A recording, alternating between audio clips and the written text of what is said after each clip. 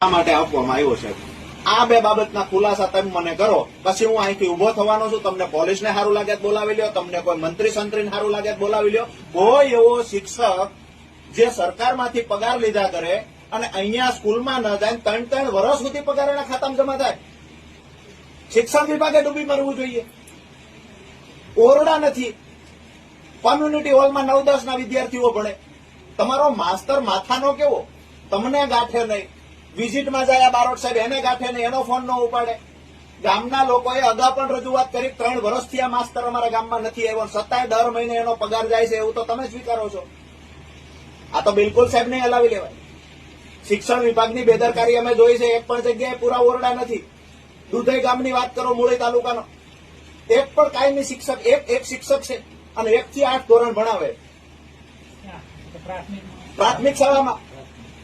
વિષય તો હું શિક્ષણ વિભાગ પર જ એલિગેશન છે, મને આ ખુરશી પર છે, તમારી પર તો હોય નહીં, બરાબર છે। સહી તો તમે કરી છે એનો પગાર આપવા માટે। આવા તો કેટલા જિલ્લામાં શિક્ષકો હશે કે તમારી સહીથી એને ઘરે બેઠા બેઠા પગાર મળે છે। એ માણસ સુરેન્દ્રનગર રહે છે, ભવાનીગઢ જતો નથી, 80 થી વધુ આજુબાજુ ગામના વિદ્યાર્થીઓ આવીને ત્યાં ભણવા આવે છે। આ ભાઈએ પોતાની દીકરીને ભણવાનું બંધ કરાવી દીધું। કોઈ જાય ને રેડિયર ખાતું શું કરે? એકલા કઈ બનાવ બને?